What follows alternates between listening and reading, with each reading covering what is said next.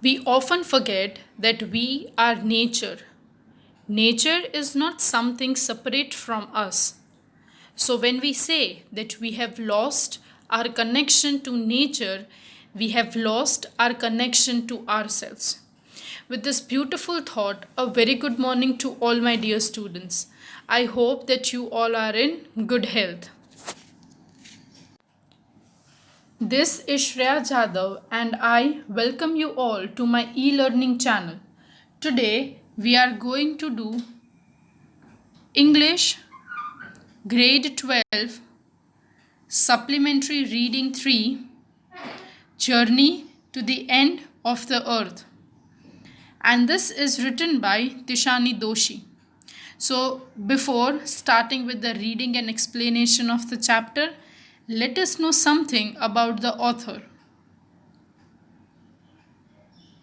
Tishani Doshi, born 9 December 1975, is an Indian poet, journalist, and dancer based in Chennai. Born in Madras, India, to a Welsh mother and Gujarati father, she received an Eric Gregory Award in 2001. She also writes a blog titles Hit or Miss on Crick Info, a cricket related website. Her 2019 book, Small Days and Night, was shortlisted for 2020 on that G Prize. So now let us move ahead. Introduction for answers. Dear students, whenever you write down your answer for your examination purpose or for your test purpose, always remember to start your answers with introduction. This makes a really good impact. So let us go. Prose. Prose name, Journey to the End of the Earth. Author's name, Tishani Doshi. Genre, Travelogue. Summary. Tishani Doshi, in her travelogue, told us that the future of mankind appears depressing due to the rapid increase of human population. So now let us move ahead to the reading and explanation of the chapter. Before you read, if you want to know more about the planet's past, present, and future, the Antarctica is the place to go to. Bon voyage. Early this year, I found myself aboard a Russian research vessel, the academic Sokolsky, heading towards the coldest, driest, windiest continent in the world, Antarctica. My journey began 13.09 degree north of the equator in Madras and involved crossing 9 time zones, 6 checkpoints, 3 bodies of water, and at least as many ecospheres.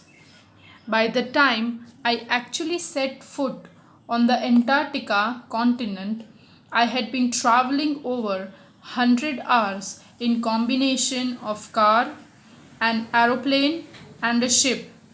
So, my first emotion on facing Antarctica's expansive white landscape and uninterrupted blue horizon was relief, followed up with an immediate and profound wonder. Wonder at its immensity, its isolation, but mainly at how there could ever have been a time when India and Antarctica were part of the same landmass. So, over here, this chapter is basically divided into separate parts. Over here, will be learning about some things related to Antarctica, how the past was, what are the human impacts over there, and at the end, how the writer is trying to share her experience when she is walking on the ocean. So, In the beginning, the writer Tishani Doshi boarded the Russian research vessel, that is academic Skokal Sea, to reach Antarctica, which is considered to be the coldest, driest, and the windiest continent in the world. And she is beginning her journey from Chennai. And she have passed through 9 time zones, 6 checkpoints, 3 bodies of water, and many ecosphere. And when she is reaching her first reaction on setting foot, there was a deep relief and a wonder. She wondered how India and Antarctica, with all its ice, were part of same landmass. This is the second part, that is part of history. 650 million years ago, a giant amalgamated southern supercontinent known as Gondwana did indeed exist, centered roughly round the present day. Antarctica, things were quite different then. Humans hadn't arrived on the global scene, and the climate was much warmer, hosting a huge variety of flora and fauna. For 500 million years, Gondwana thrived, but around the time when the dinosaurs were wiped out and the age of mammals got underway, the landmass was forced to separate into different countries, shaping the globe much as we know it today. To visit Antarctica now is to be a part of that history, to get a grasp of where we have come from and where we could possibly be heading. It's to understand the significance of the Cordilleran folds and Precambrian granite shields, ozone and carbon evolution and extinction. When you think about all that can happen in million years, it can get pretty mind-boggling. Imagine India pushing northwards, jamming against Asia to buckle its crust and form the Himalayas. South America drifting off to join North America, opening up the Drake Passage to create a cold circumpolar current, keeping Antarctica frigid, desolate, and at the bottom of the world. For the sun worshipping South Indian like myself, 2 weeks in a place where 90% of Earth's total ice volumes are stored is chilling prospect, not just for circulatory or metabolic functions but also for imagination. It's like walking into a giant ping pong ball. You can see over here the image is being put forward, that how the Russian research vessel is standing over there. You can see the ship over there, devoid of any human markers, no trees, billboards, buildings. You lose all earthly sense of perspective and time here. The visual scale ranges from the microscopic to the mighty, midges to midges, to blue whales to icebergs as big as countries. The largest recorded was the size of Belgium. Days go on, and on this surreal 24 hours austral summer light and ubiquitous silence, interrupted only by the occasional avalanches or calving ice sheet, concentrates the places. This it's an immersion that will force you to place yourself in the context of the Earth's geological history. And for humans, the prognosis isn't good. So, in the second part of the history, it has been said that 650 million years ago, before human evolution, Antarctica was a part of a huge tropical landmass which is called as Gondwana land, which flourished 500 million years ago. At that time, the climate was much warmer and hosted a variety of flora and fauna. That means we can say numbers of vegetations, plants, and flowers could be seen. After the extinction of the dinosaurs and the entry of the age of mammals, the landmass was forced to separate into different countries, which we can say or which we can know about today's globe. Yes, that one whole landmass, the tropical landmass, which we call as Gondwana, was separated into 7 different continents and which we are shaping just now as globe. It is mind-boggling to imagine India pushing northwards and jumping against Asia, and then its crust buckles and forms Himalayas. As you all know that how the land joins each other, push each other, and the whole big Himalayas were constructed. Also difficult to understand how South America drifted by joining North America, opening up the Drake Passage to create a cold circumpolar current which keeps Antarctica in a frigid state. The writer said that Antarctica is not easy for circulatory or metabolic functions of human body. Over here, there are blue whales and icebergs as big as countries. And it has been said that the largest recorded blue whale was the size of Belgium.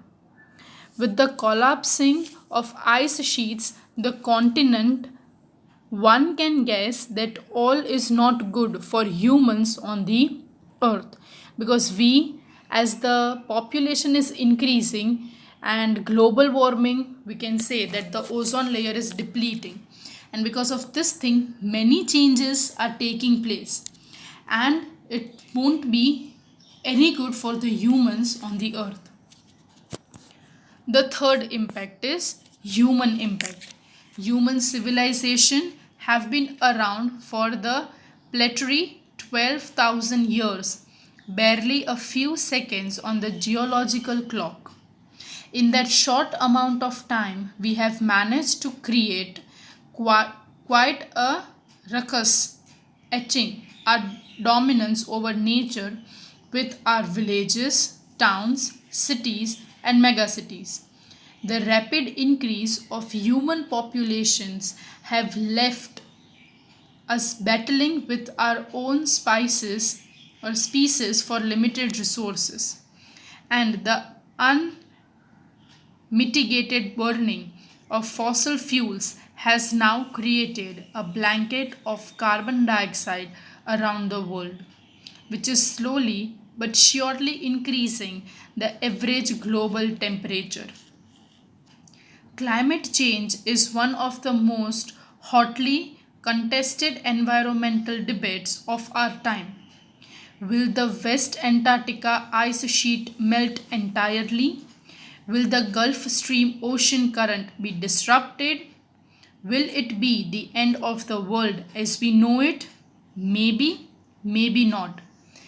Either way, Antarctica is a crucial element in this debate, not just because it is the only place in the world which has never sustained human population and therefore remains relatively pristine in this respect, but more importantly because it holds in its ice cores half million years old carbon records trapped in its layers of ice.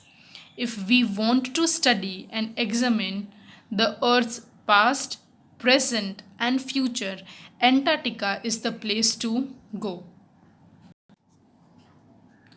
Over here, we can see that human civilization have been around for just 12,000 years, but they have dominated nature and have left depressing future for us and for the future generations. Human beings are left battling with other species for limited resources. The excessive burning of fossil fuels has created a blanket of carbon dioxide around the earth, which is increasing the global temperature. In the name of development, human beings have destroyed forests and made many animals go extinct.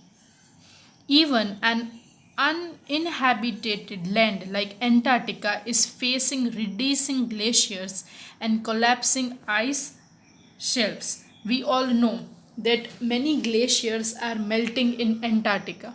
So just imagine how human beings are affecting the earth and how, at a greater extent, we are destroying it.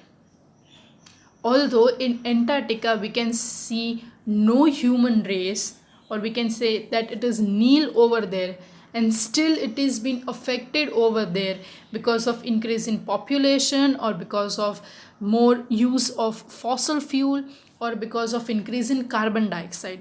We are affecting this beautiful place also. And it is also been said that if we want to know anything about how Earth's past, present, or future was, is, or would be, then Antarctica is a place where we can go and learn a lot.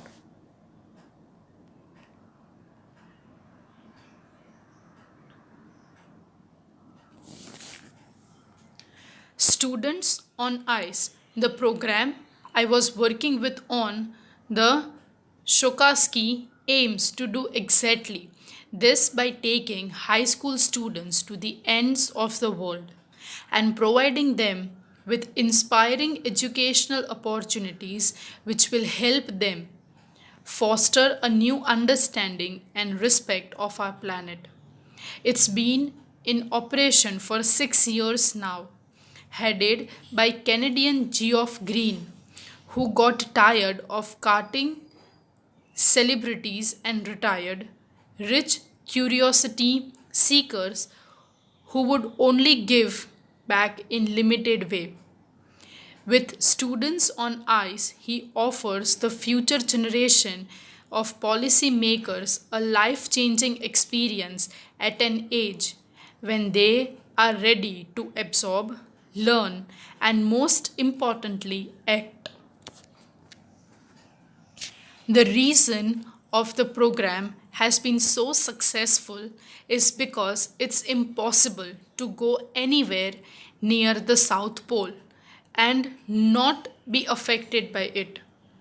It's easy to be placed about polar ice caps melting while sitting in comfort zone in our respective latitude and longitude. But when you can visibly see glaciers retreating and ice shelves collapsing, you begin to realize that the threat of global warming is very real.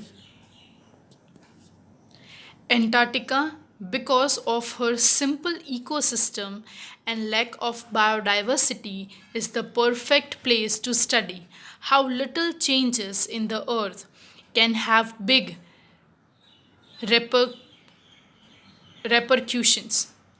Take the microscopic phytoplankton, those greens of seas that nourish and sustain the entire southern ocean's food chain.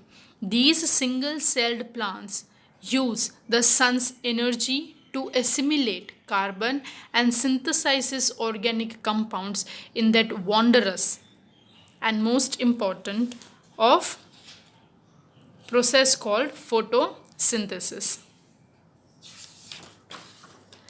Scientists warn that a further depletion in the ozone layer will act or will affect the activities of phytoplatons, which in turn will affect the lives of all the marine animals and birds of the region and the global carbon cycle. In a parable of phytoplankton, there is a great metaphor for existence. Take care of small things, and big things will fall into place. So, over here, there are students on ICE programs, is an initiative of a Canadian adventure educator, Geoff Green, who takes students on expedition to Antarctica to provide them with inspiring educational opportunities which will help them foster a new understanding and would even respect our planet. Actually, he got tired of operating for 6 years. The program creates awareness in them as they would be the future policy makers. They can learn to absorb, learn, and more importantly, they would act. The program is successful because it is impossible to go anywhere near the South Pole and not be affected by it. It is easy to be unmoved about polar ice cap melting while sitting in a comfort zone of our houses. But when we see glaciers retreating and ice shelves collapsing, we know that the threat of global warming is real. That if we are sitting in our place and watching the news in the on our televisions that there is no a glacier is being separated from the ice shelves while sitting at our home and thinking and worrying about it is nothing. But when you see it, when you are over there and when you are observing this whole sight taking place, at that time you will understand that what actual impact does it creates and makes, how different it is, and what a situation is actually over there. While seeing that on our television screen and actually visualizing it, we will come to know that a study on Antarctica shows us that how little changes also in the environment can have a big repulsions for it. The microscopic phytoplankton, grasses of the sea, nourish and sustain the entire southern ocean's food chain. These single celled plants use the sun's energy to assimilate the carbon and synthesizes organic compounds through the photosynthesis. If there is further depletion in the ozone layer, it will affect the phytoplankton and the lives of all the marine animals, birds in the region and the global carbon cycle. So the small phytoplankton needs to be taken care and the big thing will fall in place. This is the last phase, which is titled as Walk on the Ocean. My Antarctic experience was full of such apprehensions, but the best occurred just short of Antarctic Circle at 65.55 degrees south. The Sokolsky had managed to wedge herself into a thick white stretch of ice between the peninsula and Tadpole Island, which was preventing us from going any further. The captain decided we were going to turn around and head back north. But before we did, we were instructed to climb down the gangplank and walk on the ocean. So there were all 52 of us knitted out in Gore-Tex and glares, walking on a stark whiteness that seemed to spread out forever.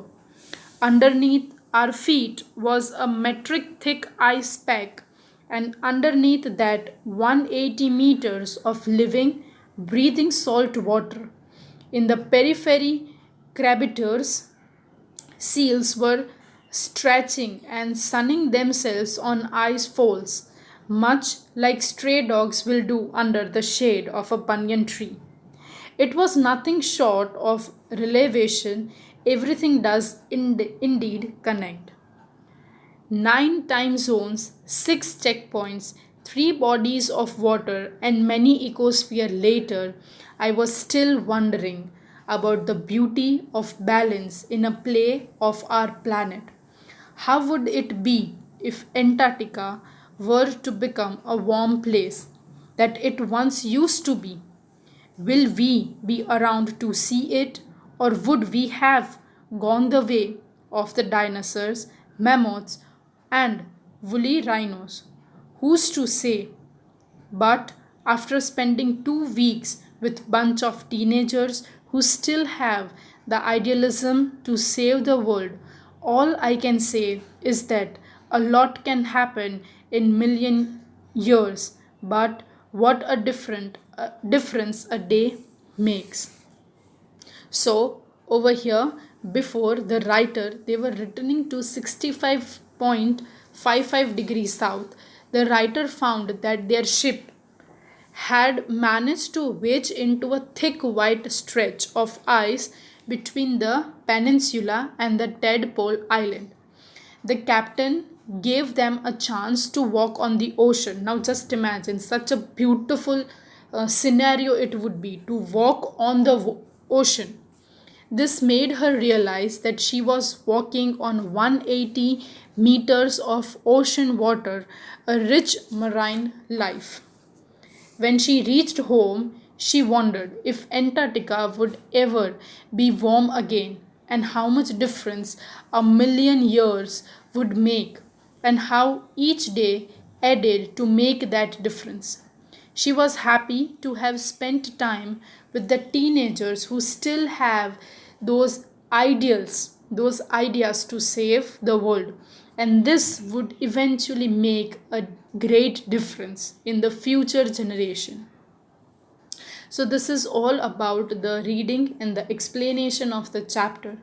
This is a short travelogue over where Tishani Doshi is sharing her experience as she has spent 2 weeks with the teenage students. So, before concluding today's video, I would like to share one short message with all of you. So, here's the message. Oh, my pretty Mother Earth, you are the one who hugs us by your loving nature. You are the beautiful planet in universe. You are the shelter for enormous species and patiently bearing the pain by the humans. Caudal, thanks for giving life. We love you. So, this is a very beautiful short poetry or a short saying, we can say, that we are supposed to thank Mother Nature for giving us this life, and it is considered indeed a beautiful planet in the universe. So, I hope you all enjoyed today's video lecture. Thank you for watching and have a nice day. If you still find any doubt or difficulties, you can comment down in the comment section below. Thank you everyone and have a great day.